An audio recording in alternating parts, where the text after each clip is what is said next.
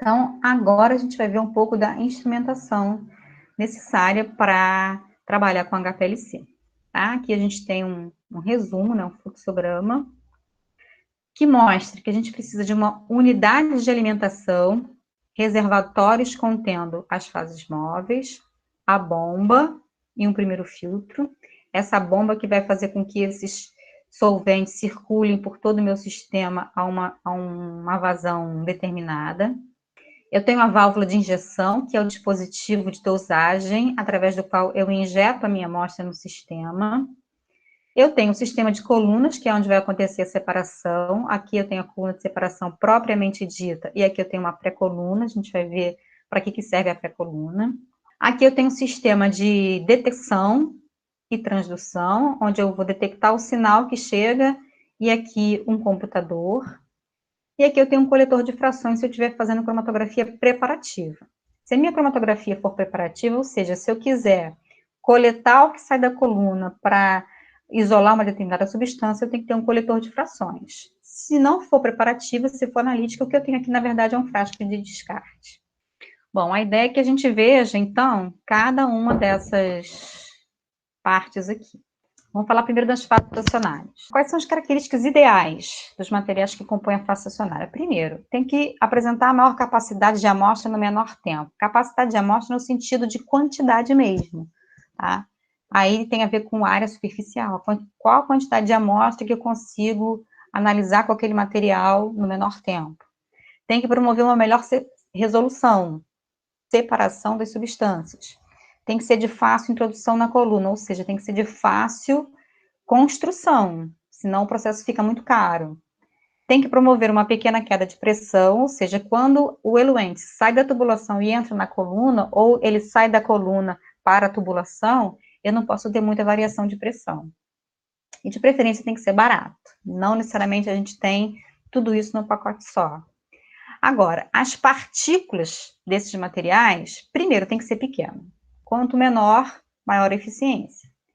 Tem que ter formatos e tamanhos regulares. A maioria das partículas hoje são esféricas. Formatos regulares. Todas as partículas têm que ter a mesma forma, de preferência o mesmo tamanho. É claro que esse tamanho tem uma média e um desvio padrão, mas tem que ter uma faixa de tamanho bem pequena.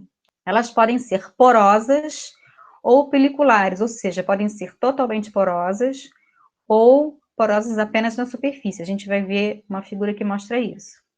E podem conter fases quimicamente ligadas à sua superfície. O que a gente tem hoje é que as partículas podem ser de todos esses tipos aqui, pode ser sólidas, porosas, superficialmente porosas, ou ainda monolíticas. Monolíticas é uma estrutura única, tá? Está começando a ser mais utilizado agora, a gente vai ver, tá? A maioria das partículas são esféricas. Elas têm tamanhos até 2 micrômetros para separações rápidas, o que a gente chama de Ultra High Performance Liquid Chromatography. São colunas bem pequenininhas para separações rápidas. Em torno de 5 micrômetros, que são a maioria das colunas para separação em HPLC. E partículas maiores que 10 para separações preparativas. Esses materiais, eles podem ser óxidos inorgânicos, a sílica é o mais comum, pode ter também alumina, titânio e zircônia, mas a sílica é disparado a mais utilizada. Eu posso ainda ter polímeros orgânicos, como celulose ou polímeros de estireno de vinilbenzeno. Posso ter materiais mistos, uma sílica com um polímero depositado na superfície. E eu posso ter fases quimicamente ligadas. As fases monolíticas, deixa eu ver se eu vejo uma figura aqui mais, ó. Aqui eu tenho uma imagem que mostra como seria uma partícula porosa na superfície, apenas na superfície eu tenho aqui um núcleo sólido, e é só essa estrutura em volta aqui é que tem poros, e aqui eu tenho um corte transversal de um bastão de sílica monolítica. O que é uma sílica monolítica? Ela é uma estrutura única, tá? Ela não é formada de pequenas partículas, ela é formada por uma estrutura única, onde nessa estrutura única eu tenho o que eles chamam de macroporo e mesoporo, um poro de tamanho maior e um poro de tamanho menor. Essas fases estacionárias monolíticas, elas estão recebendo maior atenção agora mais recentemente, diferem dos materiais convencionais de enchimento, sendo que são uma única estrutura porosa com macroporos e mesoporos em um único sólido. Diferente da gente imaginar a sílica como um pó, com várias partículas de tamanho pequeno, a sílica monolítica é um sólido único, tá? Os macroporos permitem a alta permeabilidade da fase móvel. A fase móvel tem que passar. Já os mesoporos é onde vão estar as fases quimicamente ligadas, que vão ser, de fato, as fases estacionárias, onde vai acontecer a separação. Então, aqui eu tenho uma partícula totalmente porosa, uma partícula superficialmente porosa, com um núcleo sólido, e aqui uma coluna monolítica. Aqui mais uma figura só para ilustrar. Aqui, de novo, a sílica monolítica, e aqui um polímero, também com essa característica de um sólido único, tá? Aqui, no caso, um polimetacrilato de butila, enfim, é um polímero. Só para vocês terem uma ideia da diversidade de possibilidades. E aí, quando a gente comprar uma coluna, a gente vai ter que avaliar tudo isso. O vendedor vai tentar convencer a gente que uma, por exemplo, sílica monolítica é melhor. Ah, não, uma sílica recoberta com polímero é melhor. E aí vai. A sílica ainda é a estrutura mais utilizada e ainda é considerada melhor. Só que a sílica possui algumas limitações, principalmente no que diz respeito ao pH. Eu não posso trabalhar com uma coluna de sílica com pHs menores que 2 ou maiores que 8. Por quê? Porque eu tenho os grupos silanóis residuais na estrutura da sílica. Mesmo que seja uma sílica com uma C18 quimicamente ligada, eu ainda tenho o que a gente chama de grupos silanóis residuais nessa estrutura. E esses grupos OH, eles podem interagir com amostras básicas. E aí o pico dessa amostra, do analito, que é básico, que tem caráter básico, ele fica um pico largo, por causa dessa interação com esses grupos silanóis, tá?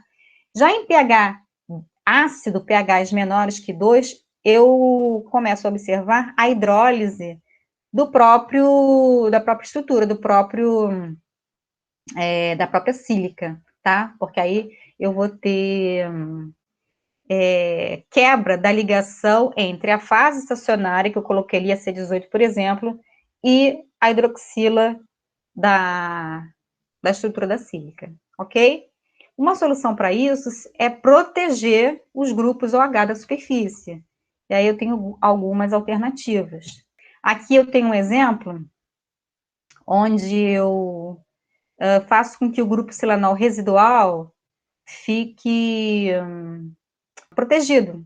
Então, o R aqui é, de fato, a minha fase estacionária, uma C18, por exemplo, e esses grupos aqui, circulados, eles servem apenas para bloquear a chegada de qualquer coisa aos grupos silanóis residuais. E aqui eu tenho um exemplo de uma fase onde os grupos silanóis não estão protegidos. Então, essa fase estacionária teria vantagem sobre essa. Aqui mais um exemplo, mais dois exemplos, na verdade. Aqui, os grupos silanóis residuais teriam sido substituídos pelo grupo metila, e aqui eu teria proteção espacial novamente, proteção estérica. Quando eu descrevo uma coluna de separação, eu tenho que dizer qual é o sistema de separação, se é absorção, partição, traqueônica, por aí vai. Eu tenho que dizer qual é o tamanho da coluna, qual é o diâmetro interno, qual é o tipo de suporte, qual é a face estacionária propriamente dita, qual é o tamanho da partícula e o tamanho do poro. Tudo isso vem na descrição de uma coluna cromatográfica. Aqui eu tenho um exemplo, aqui eu tenho a coluna, e aqui é a pré-coluna. O que é a pré-coluna? A pré-coluna, ela, em geral, tem as mesmas características da coluna, a mesma face estacionária, mesmo tamanho de partícula. Pré-coluna tem as mesmas características, tá? Mesma face estacionária, mesmo tamanho de partícula, tudo igualzinho. Só que ela é uma coluna pequenininha que vem antes da coluna. Para que ela serve? Ela serve para aumentar o tempo de vida útil da coluna. Qualquer dano que a coluna sofreria, a pré-coluna vai sofrer primeiro. É como se fosse uma coluna de sacrifício. E o que acontece? Ela, como ela é menorzinha, ela é muito mais barata. Então, para uma mesma coluna, eu vou usando várias pré-colunas, tá? Para aumentar o tempo de vida da minha coluna. Então, aqui eu tenho uma Sim. coluna de fase reversa, ó, reverse phase, C18, com 22 centímetros de comprimento, 4,6 milímetros de diâmetro interno, 5 micrômetros de tamanho de partícula, que mais? Tamanho do poro, suporte sílica, e por aí vai. Tudo isso vem na descrição da coluna. Aqui uma foto, algumas fotos com os conectores de colunas. Por que é importante a gente falar disso? Porque a coluna a gente tira e guarda e vai trocando em função da coluna que a gente quer usar. E a gente já falou que a fase móvel líquida está passando ali o tempo todo e a pressão do sistema interna é bem alta, tá? Porque a quantidade de espaços vazios dentro de uma coluna HPLC é muito pequena, então tem que exercer uma pressão alta para fazer a fase móvel passar. Então, esses conectores, eles têm que ser bem robustos para que não haja vazamento, tá? Então, aqui, essa figura mostra como o encaixe tem que ser perfeito. E aqui eu tenho conectores que podem ser metálicos e também tenho conectores que podem ser de plástico, de material plástico. Quando esses conectores são de plástico, eu consigo fechar manualmente. Quando eles são de metal, eu preciso de ferramenta. Aqui eu tenho uma caixinha que mostra como eu devo guardar as colunas. Eu nunca vi uma caixinha dessa para 6 colunas. Em geral, a gente tem uma caixinha para cada coluna. Quando a gente compra a coluna, ela vem numa caixinha com essa espuma, com um espacinho para colocar a coluna. A gente jamais vai colocar as colunas soltas numa gaveta para abrir e fechar a gaveta e a coluna rolar para lá e para cá, para evitar danos. Sobre as fases móveis, a gente pode dizer o seguinte: primeiro, podem ser solventes orgânicos, podem ser soluções aquosas e podem ser a mistura dos dois. Eu posso fazer eluição isocrática, composição constante ao longo de toda a separação, e posso fazer composição variável, gradiente de eluição. Quais são as características desse solvente? Primeiro, tem que ser um bom solvente para amostra, tá? Segundo, ele tem que ter pouca reatividade. Reatividade com o quê? Não pode reagir com as paredes da coluna, não pode reagir com o suporte, não pode reagir com a amostra. Tem que apresentar baixa viscosidade, porque quanto mais viscoso é o líquido, mais pressão eu tenho que fazer. Então, trabalhar em pressão muito alta não é bom para o meu sistema. Então, baixa viscosidade. Ele tem que ser seguro. Seguro para o analista, tem que ser atóxico, e seguro para o equipamento, tem que ser não corrosivo.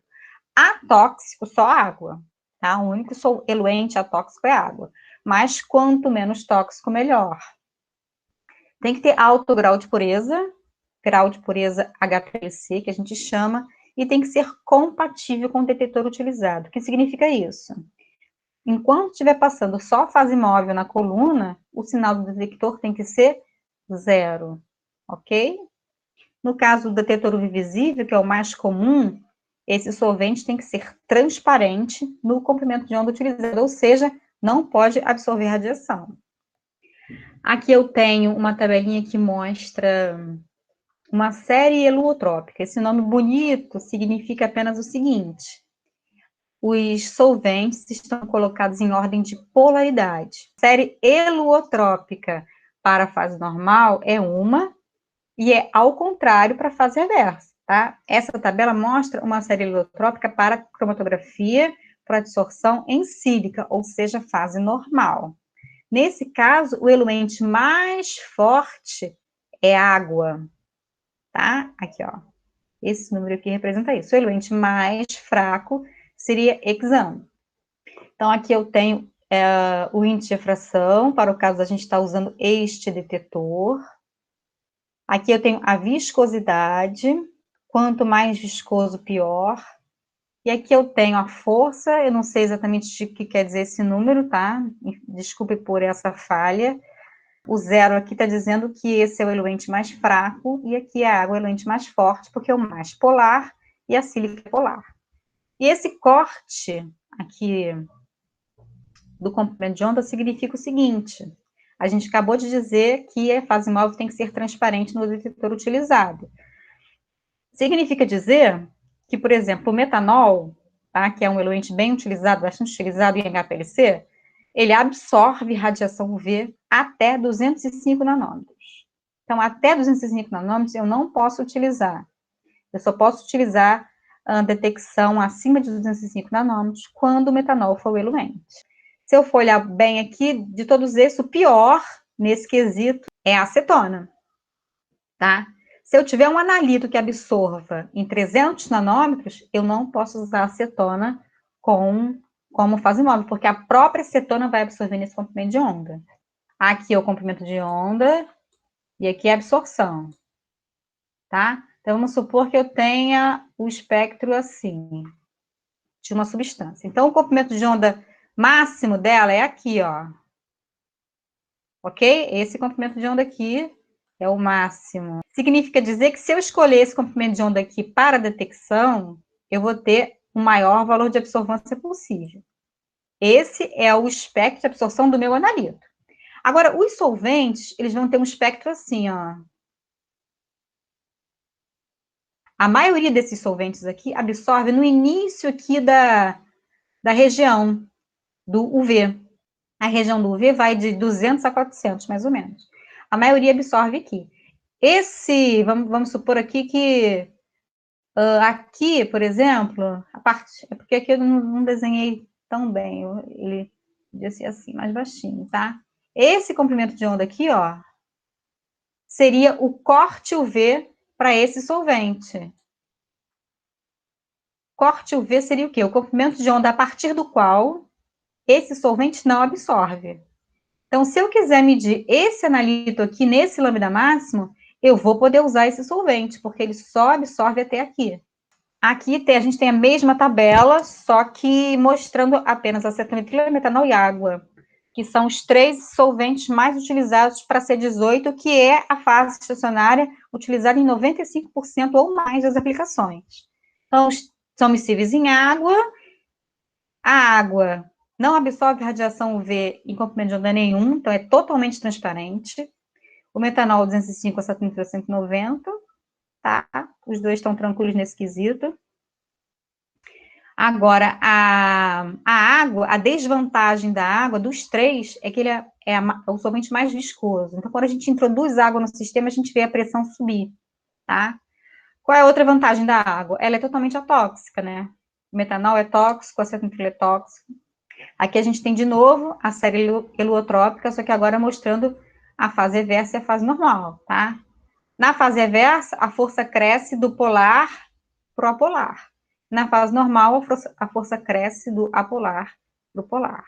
A fase móvel ela tem que ser filtrada. Então, aqui nesse meio, a gente coloca um filtrozinho descartável, né? Quando a gente usa um kit desse para filtrar solvente grau HPLC, esse kit tem que ser exclusivo, ele não pode ser usado para mais nada. A fase móvel não pode ter material particulado, então tem que filtrar. Por que não pode? Porque vai obstruir o sistema. Pode obstruir algum filtro que tem ao longo de todo o caminho. No sistema HPLC a gente tem vários filtros. Ou pode obstruir a própria coluna, e isso vai fazer o quê? Aumentar a pressão do sistema. Então, todo solvente ele tem que ser pré-filtrado e degaseificado antes de ser utilizado. A gente pode fazer a filtração no ultrassom, é o equipamento mais comum no laboratório para fazer degaseificação, e muitos equipamentos têm degaseificadores em linha. No próprio equipamento tem o degaseificador. Aqui a gente tem uma fotozinha, que não diz muita coisa, tá? Mas é um degaseificador em linha, que funciona a vácuo, tá? O solvente entra no sistema por uma das portas, passa por uma fina tubulação composta por uma membrana semipermeável aos gases e sai do sistema em direção à bomba ou válvula seletora do gradiente de baixa pressão. Então, a gente pode degaseificar o solvente externamente, usando um aparelhinho de ultrassom, ou usando um degaseificador que está acoplado ao próprio cromatógrafo. Aqui a gente tem uma foto de um recipiente, que é o reservatório de fase móvel, onde as fases móveis vão ficar. Aqui, na ponta, eu tenho um filtrinho como esse aqui, tá? É o filtro de admissão da fase móvel, ele é normalmente aço inox, esse material é poroso. Aqui a gente tem as tubulações, que em geral são de teflon. Teflon é um material bem inerte, tá? Quando a bomba é ligada, esse líquido é aspirado para dentro do sistema. Bom, a bomba, a gente costuma dizer que é o coração do cromatógrafo. Essas bombas, elas têm que operar a pressões de até 500 atmosferas. Embora a atmosfera não seja uma unidade de pressão comum em HPLC, a gente colocou aqui em atmosferas para vocês terem uma noção do quão alta é essa pressão, tá? E ela tem que operar numa pressão de até 500 atmosferas com a mesma precisão e exatidão de operação à pressão ambiente. Ela tem que ser capaz de permitir vazões de até mais ou menos 5 ml por minuto, tem que ser resistente à corrosão, de acordo com a fase móvel empregada. Então, a gente tem uma bomba que tem partes feitas, por exemplo, de rubi e safira, tá? Porque tem que ser resistente à corrosão. Os mecanismos devem ser resistentes a altas pressões, a atritos, a dissolução, a corrosão, tá? Então, algumas partes são de safira e rubi, a gente vai ver quais, tá? Essas safira e rubi, óbvio, são sintéticos, mas são safira e rubi. E os controles eletrônicos dessa bomba devem permitir a programação da vazão desejada. Então, uma vez programada a vazão de 1 ml por minuto, essa vazão tem que ficar constante. E a interrupção do processo por razões de segurança. Ou seja, se houver, por exemplo, um entupimento, parou uma partícula em algum lugar, houve um entupimento, a pressão vai subir. Tá? Essa bomba ela tem que desligar automaticamente quando essa pressão chegar num valor limite para qual ela for ajustada. Então, existem 2 tipos de bomba mais comuns em HPLC. No dia a dia, a gente chama de bomba binária e bomba quaternária. Mas a gente pode chamar também de gradiente de baixa pressão ou gradiente de alta pressão. Em ambos os casos, ocorre a programação da variação da composição da fase móvel em função do tempo, ou seja, eu consigo trabalhar no modo isocrático, mas eu consigo trabalhar no modo gradiente também. E nos 2 casos, eu também preciso de um misturador, porque eu tenho lá que colocar 50% metanol, 50% água. Essa bomba ela não é capaz de sozinha fazer essa mistura perfeita. Eu tenho que ter associado a bomba, seja ela de baixa pressão ou de alta pressão, um misturador. E qual é a diferença entre baixa pressão e alta pressão? Antes disso, tem uma ilustraçãozinha de como funciona as bombas, tá? Isso que a gente tem aqui é a cabeça de uma bomba. Isso que está em azul escuro, que é o pistão, é feito de safira. E aqui eu tenho as check valves. Válvulas de checagem, a gente nunca vai falar assim, no laboratório a gente fala check valve mesmo. A check valve de entrada e a check valve de saída. Então, aqui tem uma animação mostrando como é que funciona mais ou menos, tá? Então, quando esse pistão faz esse movimento, ó, reparem que a check valves, uma abre, a outra fecha. Essa aqui, olha, essa aqui é de entrada. Então, ela, quando o pistão vai para trás, o líquido entra. Quando ele vai para frente, o líquido sobe. Enche, empurra, puxa, empurra. O líquido está indo para cima. Não se preocupem com esses desenhos lindos. É só para vocês saberem que existem os 2 tipos de bomba, que elas são diferentes e que cada um tem sua característica. Então, aqui a gente tem a representação de uma bomba binária ou de alta pressão, bomba de gradiente de alta pressão. Então, a gente tem aqui a bomba A e a bomba B. Essa bomba binária, ela compõe o eluente através da combinação do fluxo de solvente provindo de 2 bombas. Então, a gente tem aqui a bomba A e a bomba B. São considerados otimizados, pois possuem baixo volume morto e gradientes mais rápidos. As bombas binárias, elas costumam ser mais caras, mas também mais precisas. Elas são muito utilizadas para a cromatografia de ultra performance. E reparem que a gente tem aqui a bomba A funcionando com as 2 válvulas, a bomba B, e depois eu tenho um misturador. Eu sempre tenho que ter um misturador, ok? E aqui saindo o sistema misturado. Reparem que aqui eu tenho um solvente azul, um solvente vermelho, e aqui saindo a mistura roxa. É isso que esse desenho está representando. Aqui eu tenho uma bomba quaternária. Bomba quaternária porque tem 4 bombas? Não. Ela só tem uma bomba, mas permite a entrada de 4 solventes, de até 4 solventes. Aqui permite a entrada de até 2 solventes, por isso ela é chamada de bomba binária, e aqui de até 4 solventes. Quais são as vantagens dessa? É mais barata, permite até 4 canais, até 4 solventes diferentes. Só que eu preciso obrigatoriamente de um degasificador em linha, para não ter problema com a minha bomba. Então, eu tenho aqui uma única bomba. Então, os solventes, eles são aspirados, degaseificados, misturados, depois passa pela bomba.